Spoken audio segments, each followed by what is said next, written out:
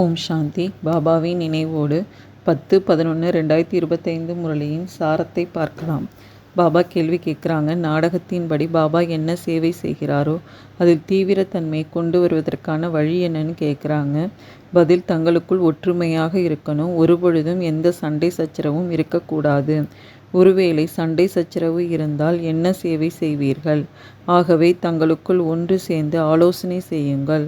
ஒருவருக்கொருவர் உதவியாளர் ஆகுங்கள். பாபா உதவியாளராகத்தான் இருக்கிறார். ஆனால் குழந்தைகள் தைரியம் வைத்தால் பாபாவின் உதவி கிடைக்கும். இதனுடைய பொருள் உண்மையாக புரிந்து கொண்டு பெரிய காரியத்தில் உதவியாளராக ஆகுங்கள்னு பாபா சொல்லியிருக்காங்க. நெக்ஸ்ட், யார் கவலை இல்லாமல் வெளியே சென்று விடுகின்றார்கள் என்று பாபா கூறுவது என்ன? பாபா சொல்கிறாங்க, சன்னியாசிகள் வீட்டின் சச்சரவுகளில் இருந்து வெளியே சென்று விடுறாங்க. கவலைப்படாமல் சென்று விடுறாங்க. பிறகு அரசாங்கம் அவர்களை தடுக்கிறதா என்ன? அங்கேயே ஆண்கள் மட்டும்தான் வெளியேறுகின்றார்கள். இப்போது ஒரு சில தாய்மார்களும் வெளியில் வருகின்றார்கள்.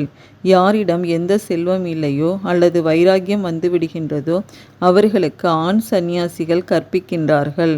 அவர் மூலமாக தங்களின் வேலையை செய்கின்றார்கள்.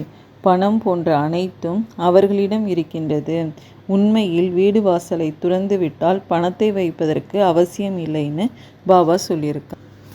நெக்ஸ்ட்டு, எதனால் யாருக்கும் நன்மை ஏற்படுவதில்லை என்று பாபா கூறுவது என்ன? பாபா சொல்கிறாங்க, நிறைய பேர் சன்னியாசிகள் இருக்கின்றார்கள்.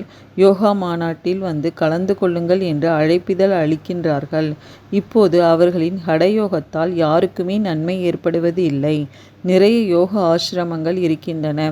யாருக்கும் இந்த ராஜயோகத்தை பற்றி முற்றிலும் தெரியாது. பாபாவை அறியவில்லை. எல்லையற்ற தந்தை தான் வந்து உண்மையிலும் உண்மையான யோகத்தை கற்பிக்கின்றார்னு பாபா சொல்லியிருக்காங்க. நெக்ஸ்ட்டு, யார் உப்பு தண்ணீராக ஆகிவிடுகின்றார்கள்னு பாபா கூறியிருப்பது என்ன? பாபா சொல்கிறாங்க, சண்டை போன்ற எந்த விஷயமும் இல்லை. நாம் மாயாவுடன் தான் போரிட வேண்டும் என உங்களுக்கு தெரியும். மாயாவிடம் தோற்றால் தோல்வினும் பாடப்பட்டிருக்கு. நீங்கள் மிகவும் நன்றாக புரிய வைக்கலாம். ஆனால் இப்போது கற்றுக்கொண்டிருக்கின்றீர்கள்.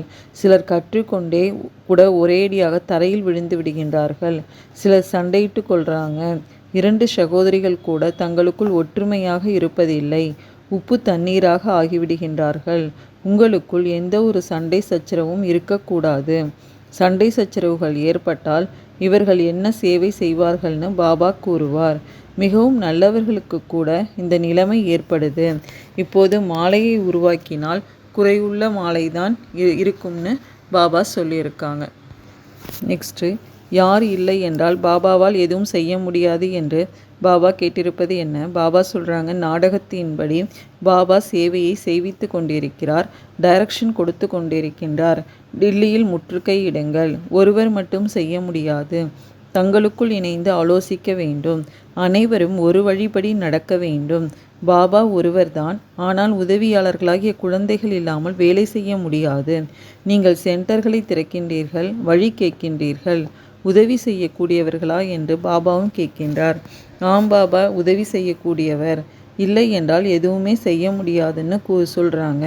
வீட்டில் கூட நண்பர்கள், உறவினர்கள் போன்றோர் வருகிறார்கள் இல்லையா? ஒருவேளை திட்டலாம். அவர்கள் உங்களை கடிந்து கொண்டே இருக்கலாம். நீங்கள் அதை பொருட்படுத்தக்கூடாதுன்னு பாபா சொல்லியிருக்காங்க. எங்கு சென்று கூட சேவை செய்யலாம்னு பாபா கூறுவது என்ன? பாபா சொல்கிறாங்க, திருமணத்திற்கு வர அழைத்திருக்கிறாங்க, போகட்டுமான்னு குழந்தைங்க கேட்குறாங்களாம். பாபா சொல்கிறாங்க, ஏன் போகக்கூடாது? செல்லுங்கள், சென்று தங்களின் சேவையை செய்யுங்கள்னு பாபாவும் சொல்கிறாரு. பலருக்கு நன்மை செய்யுங்க, சொற்பொழிவு கூட அங்கே ஆட்டலாம்னு பாபா சொல்லியிருக்காங்க. நெக்ஸ்ட்டு, பக்தியில் பகவானை அடைவதற்கு எது சிறந்த வழி என்று நினைக்கின்றார்கள்னு பாபா கூறுவது என்ன? பாபா சொல்கிறாங்க, வயோதிக நிலையில்தான் மனிதர்கள் பகவானை அடைவதற்காக கடினமாக உழைக்கிறாங்க. தவம், ஜபம் போன்றவைகளை செய்வது பகவானை சந்திப்பதற்கான வழின்னு பக்தியில் நினைக்கிறாங்க. எப்போது கிடைக்கும்? அது எதுவுமே தெரியல. பல பிறவிகளாக பக்தி செய்து கொண்டே வந்திருக்கிறாங்க. பகவான் யாருக்குமே கிடைக்கவில்லை. பழைய உலகத்தை புதிய உலகமாக மாற்றும்போது தான் பாபா வருவார் என்பதை புரிந்து கொள்ளவே இல்லைன்னு பாபா சொல்லியிருக்காங்க. நெக்ஸ்ட்டு எந்த கேள்வியை எழக்கூடாதுன்னு பாபா கூறுவது என்ன? பாபா சொல்கிறாங்க, இது தூய்மையாகுதல் அழுக்கடைதலின் விளையாட்டாகும். நிந்தனையின் விஷயம் எதுவுமே இல்லை.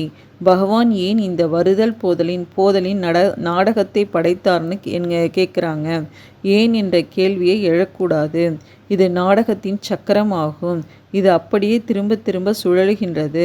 நாடகம் அனாதியாகும். இப்போது கலியுகம் சத்யுகம் முடிந்து விட்டது. இப்போது மீண்டும் பாபா வந்து விட்டார்னு பாபா சொல்லியிருக்காங்க.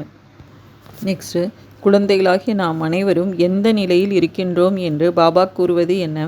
பாபா சொல்கிறாங்க, மரணம் எவ்வளவு அருகில் வருகிறதோ அவ்வளவு நீங்கள் நிறைய நினைவில் இருக்கின்றீர்கள். இறக்கும் தருவாயில் அனைவரும் பகவானை நினையுங்கள்னு சொல்கிறாங்க. என்னை நினையுங்கள் என்று இப்போது பாபாவே சொல்கிறாரு. நீங்கள் அனைவரும் வயோதிக நிலையில் இருக்கின்றீர்கள்னு பாபா சொல்கிறாங்க. திரும்ப போக வேண்டும்.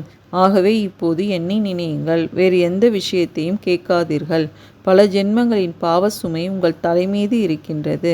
இச்சமயம் அனைவரும் அஜாமீன், அதாவது மிகவும் பாவம் செய்தவன் போன்று இருக்கின்றார்கள் என சிவபாபா கூறுகிறார். முக்கியமான விஷயம் நினைவு யாத்திரை ஆகும். இதன் மூலம் நீங்கள் தூய்மையாகின்றீர்கள்னு பாபா சொல்லியிருக்காங்க. நெக்ஸ்ட்டு, விகார பார்வை எப்படி அழிந்து போகும்னு பாபா கேட்பது என்ன? பாபா சொல்கிறாங்க, என்னை நினைவு செய்தால் உங்களுடைய விகார பார்வை அழிந்து போகும்னு பாபா ஆத்மாக்களுக்கு புரிய வைக்கின்றாரு. கர்மேந்திரியங்கள் மூலமாக எந்த பாவமும் செய்யக்கூடாது. மனதில் நிச்சயம் புயல் வரும். இது மிகப்பெரிய குறிக்கோள் ஆகும். கர்மேந்திரியங்கள் ஏமாற்றுகின்றது என்றால் எச்சரிக்கையாக இருக்கணும். ஒருவேளை தவறான வேலைகளை செய்துவிட்டால் முடிந்தது. ஏறினால் வைகுண்டத்திற்கு அதிபதி, விழுந்தால் பாதாளம்னு பாபா சொல்லியிருக்கிறாங்க. அச்சா, ஓம் சாந்தி.